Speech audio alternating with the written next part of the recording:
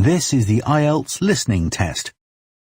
You will hear a number of different recordings and you will have to answer questions on what you hear. There will be time for you to read the instructions and questions, and you will have a chance to check your work. All the recordings will be played once only. The test is in 4 parts. At the end of the test, you will be given 10 minutes to transfer your answers to the answer sheet. Now turn to Part 1.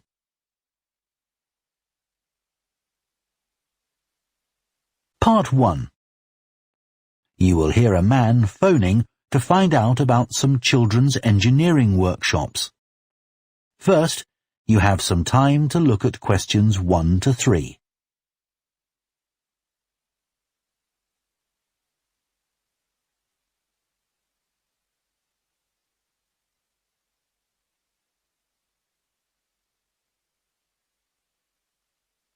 Now listen carefully and answer questions 1 to 3.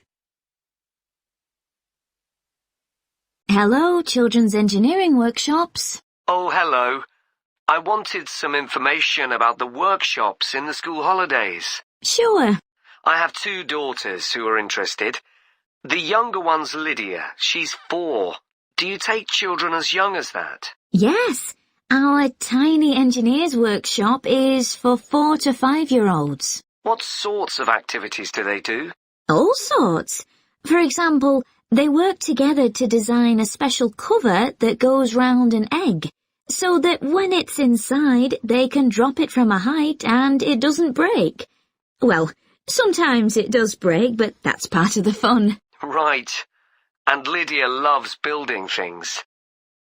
Is there any opportunity for her to do that? Well, they have a competition to see who can make the highest tower. You'd be amazed how high they can go. Right. But they're learning all the time as well as having fun. For example, one thing they do is to design and build a car that's attached to a balloon, and the force of the air in that actually powers the car and makes it move along. They go really fast too. Okay, well, all this sounds perfect. Before you hear the rest of the conversation, you have some time to look at questions 4 to 10.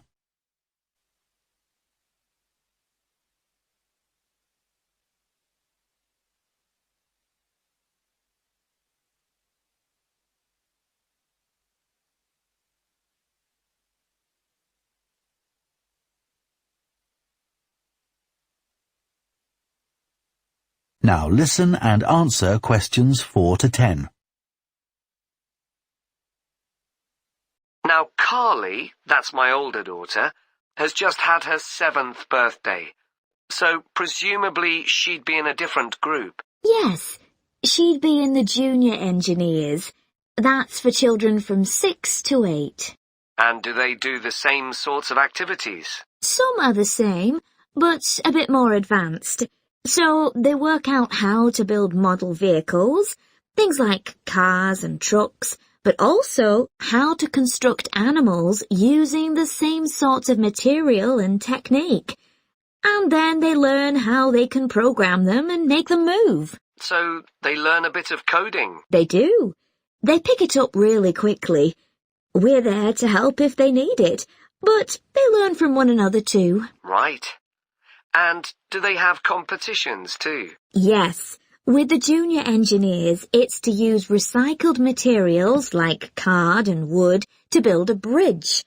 And the longest one gets a prize. That sounds fun. I wouldn't mind doing that myself. Then they have something a bit different, which is to think up an idea for a 5-minute movie and then film it, using special animation software. You'd be amazed what they come up with. And of course, that's something they can put on their phone and take home to show all their friends. Exactly. And then they also build a robot in the shape of a human, and they decorate it and program it so that it can move its arms and legs. Perfect. So, is it the same price as the Tiny Engineers? It's just a bit more. £50 for the 5 weeks. And are the classes on a Monday too? They used to be, but we found it didn't give our staff enough time to clear up after the first workshop, so we moved them to Wednesdays. The classes are held in the morning from 10 to 11. OK, that's better for me, actually. And what about the location? Where exactly are the workshops held? They're in Building 10A. There's a big sign on the door. You can't miss it. And that's in Fradston Industrial Estate. Sorry? Fradston. That's F-R-A-D-S-T-O-N-E.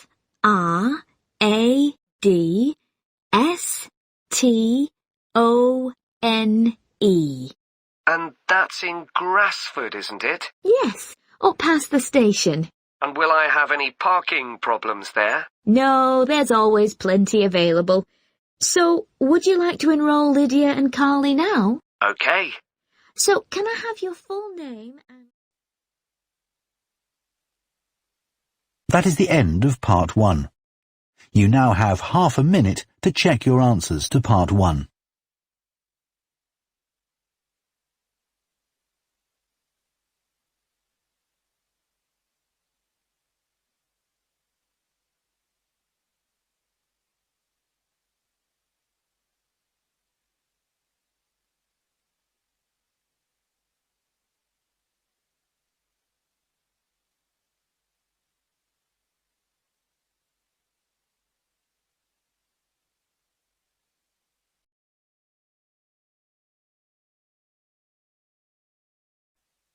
Part 2.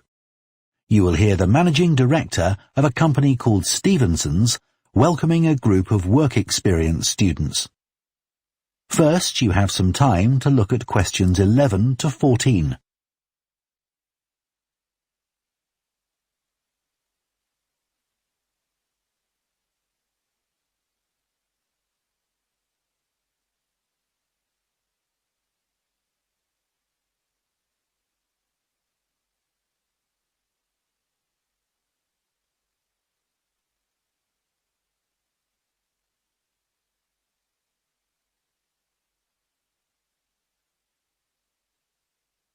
Now listen carefully and answer questions 11 to 14.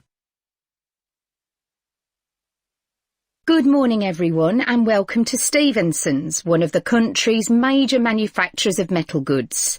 Thank you for choosing us for your 2 weeks of work experience. My name is Julia Simmons and since the beginning of this year I've been the managing director. Stevenson's is quite an old company. Like me, the founder, Ronald Stevenson, went into the steel industry when he left school. That was in 1923. He set up this company when he finished his apprenticeship in 1926, although he actually started making plans 2 years earlier in 1924. He was a very determined young man. Stevenson's long-term plan was to manufacture components for the machine tools industry, although in fact that never came about, and for the automotive industry, that is cars and lorries.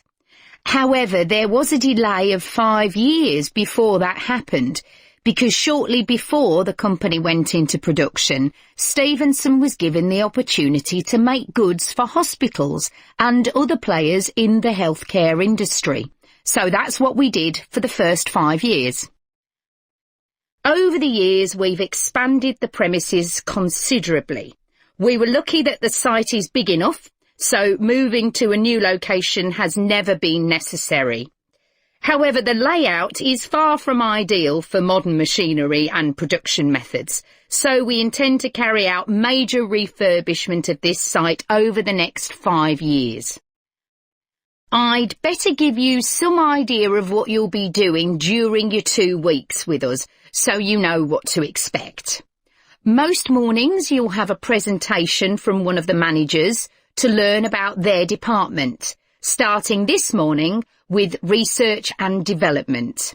And you'll all spend some time in each department, observing what's going on and talking to people, as long as you don't stop them from doing their work altogether. In the past, a teacher from your school has come in at the end of each week to find out how the group were getting on, but your school isn't able to arrange that this year. Before you hear the rest of the talk, you have some time to look at questions 15 to 20.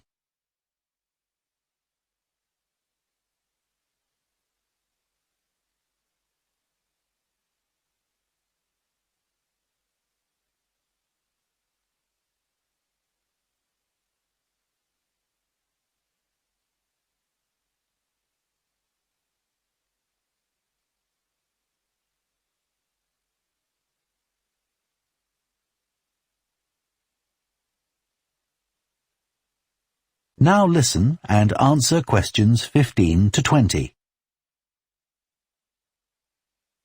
OK, now I'll briefly help you to orientate yourselves around the site. As you can see, we're in the reception area, which we try to make attractive and welcoming to visitors. There's a corridor running left from here, and if you go along that, the door facing you at the end is the entrance to the coffee room. This looks out onto the main road on one side and some trees on the other, and that'll be where you meet each morning. The factory is the very big room on the far side of the site. Next to it is the warehouse, which can be accessed by lorries going up the road to the turning area at the end. You can get to the warehouse by crossing to the far side of the courtyard, and then the door is on your right. Somewhere you'll be keen to find is the staff canteen. This is right next to reception. I can confidently say that the food's very good, but the view isn't. The windows on one side look onto a corridor and courtyard, which aren't very attractive at all, and on the other onto the access road, which isn't much better. You'll be using the meeting room quite often, and you'll find it by walking along the corridor to the left of the courtyard and continuing along it to the end. The meeting room is the last one on the right, and I'm afraid there's no natural daylight in the room. Then you'll need to know where some of the offices are.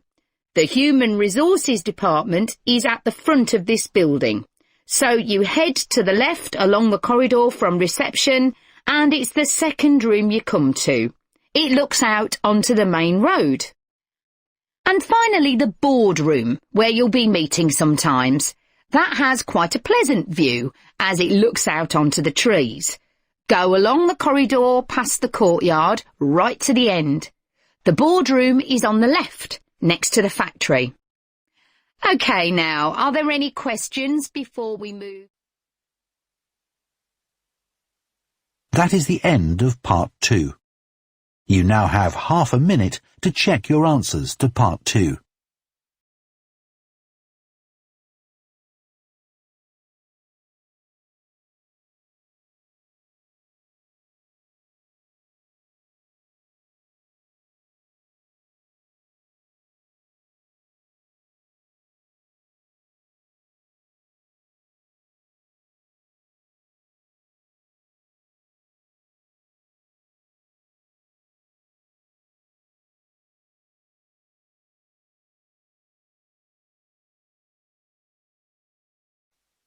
Part 3. You will hear two students called Jess and Tom discussing their art projects. First, you have some time to look at questions 21 to 24.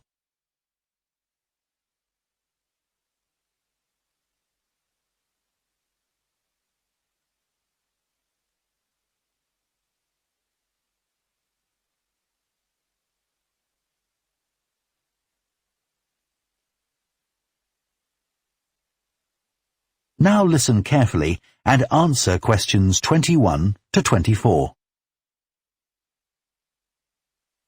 How are you getting on with your art project, Tom? Okay. They gave us the theme of birds to base our project on, and I'm not really all that interested in wildlife, but I'm starting to get into it. I've pretty well finished the introductory stage. So have I. When they gave us all those handouts with details of books and websites to look at, I was really put off. But the more I read, the more interested I got. Me too. I found I could research so many different aspects of birds in art. Colour, movement, texture. So I was looking forward to the bird park visit. What a letdown. It poured with rain and we hardly saw a single bird. Much less use than the trip to the Natural History Museum. Yeah. I liked all the stuff about evolution there. The workshop sessions with Dr. Fletcher were good too, especially the brainstorming sessions. I missed those because I was ill. I wish we could have seen the projects last year's students did. I suppose they want us to do our own thing, not copy. Have you drafted your proposal yet? Yes, but I haven't handed it in. I need to amend some parts. I've realised the notes from my research are almost all just descriptions. I haven't actually evaluated anything, so I'll have to fix that. Oh, I didn't know we had to do that. I'll have to look at that too. Did you do a timeline for the project? Yes, and a mind map. Yeah, so did I. I quite enjoyed that. But it was hard having to explain the basis for my decisions in my action plan. What? You know, give a rationale. I didn't realise we had to do that. OK, I can add it now. And I've done the video diary presentation and worked out what I want my outcome to be in the project. Someone told me it's best not to be too precise about your actual outcome at this stage, so you have more scope to explore your ideas later on. So I'm going to go back to my proposal to make it a bit more vague. Really? OK, I'll change that too then. Before you hear the rest of the discussion, you have some time to look at questions 25 to 30.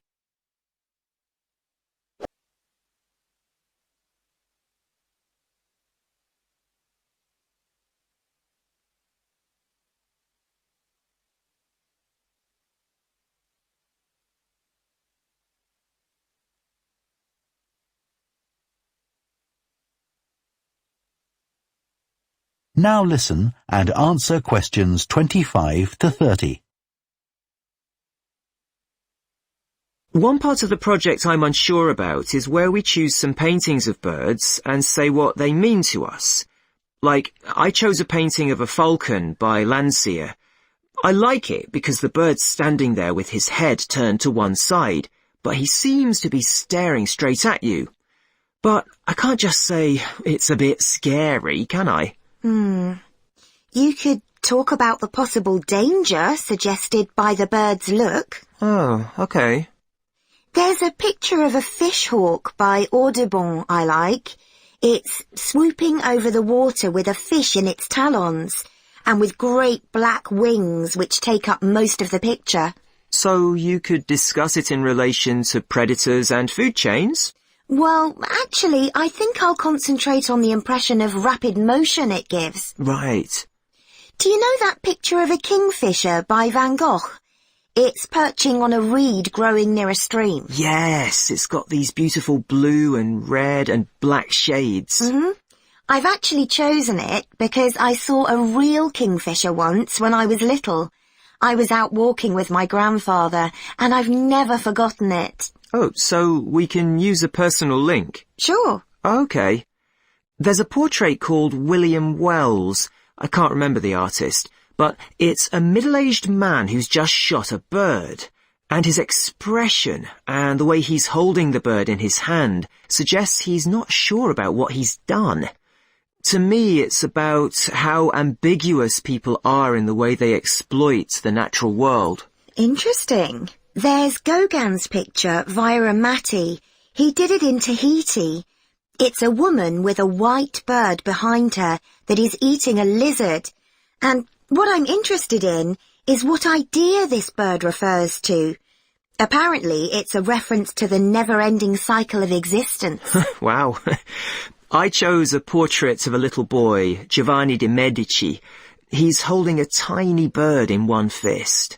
I like the way he's holding it carefully so he doesn't hurt it. Oh, right. That is the end of part 3.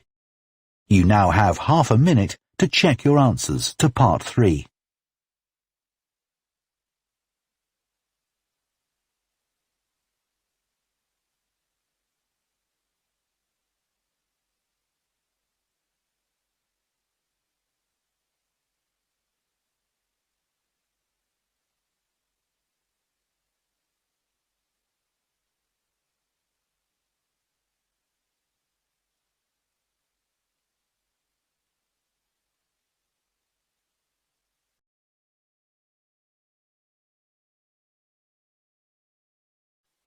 Part 4. You will hear a professor of philosophy giving a talk on the ancient philosophy of Stoicism. First, you have some time to look at questions 31 to 40.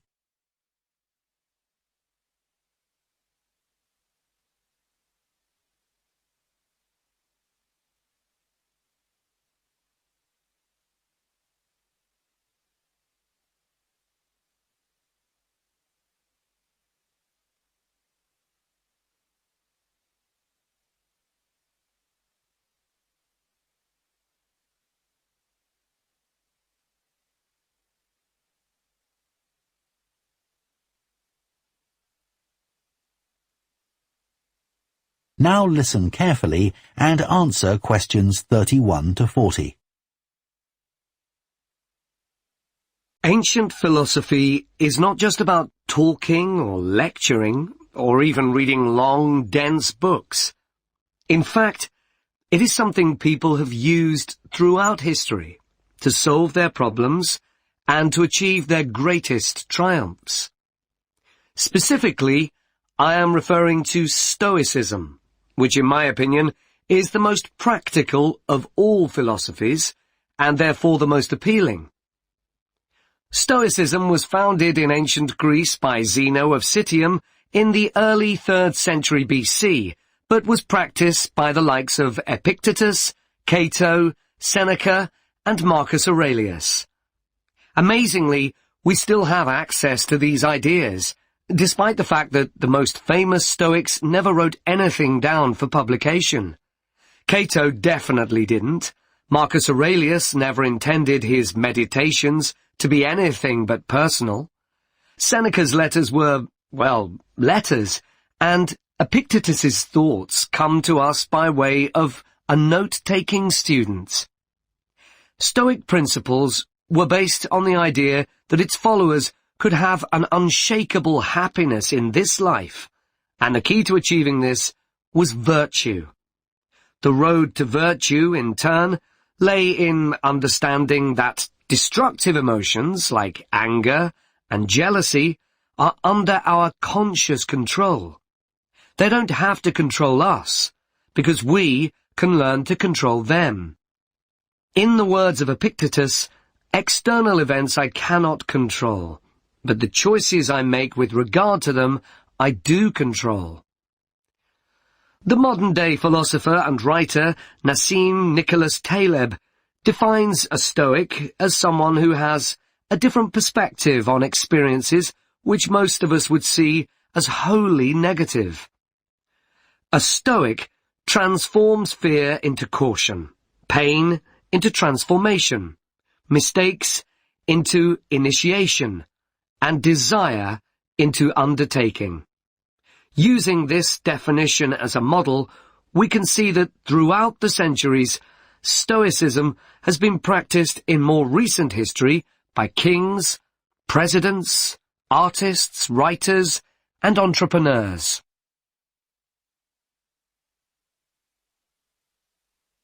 The founding fathers of the United States were inspired by the philosophy. George Washington was introduced to Stoicism by his neighbours at age 17, and later put on a play based on the life of Cato to inspire his men. Thomas Jefferson kept a copy of Seneca beside his bed. Writers and artists have also been inspired by the Stoics. Eugene Delacroix, the renowned French Romantic artist, known best for his painting Liberty Leading the People, was an ardent Stoic, referring to it as his consoling religion.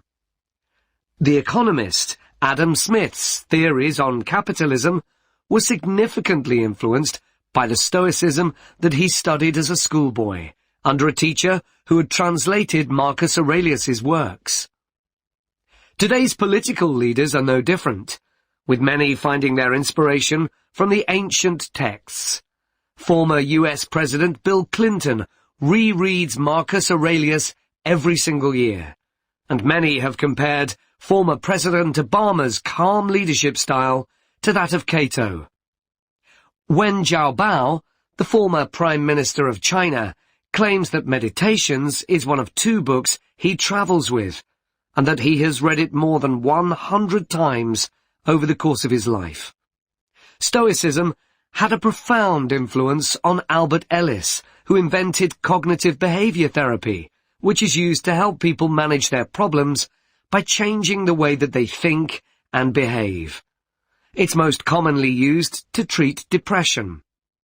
The idea is that we can take control of our lives by challenging the irrational beliefs that create our faulty thinking, symptoms, and behaviors by using logic instead.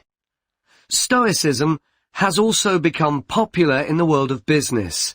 Stoic principles can build the resilience and state of mind required to overcome setbacks, because Stoics teach turning obstacles into opportunity, a lesson every business entrepreneur needs to learn. I would argue that studying Stoicism is as relevant today as it was 2,000 years ago, thanks to its brilliant insights into how to lead a good life. At the very root of the thinking, there is a very simple way of living. Control what you can and accept what you can't. This is not as easy as it sounds and will require considerable practice. It can take a lifetime to master. The Stoics also believed the most important foundation for a good and happy life is not money, fame, power, or pleasure, but having a disciplined and principled character, something which seems to resonate with many people today. That is the end of Part 4. You now have 1 minute to check your answers to Part 4.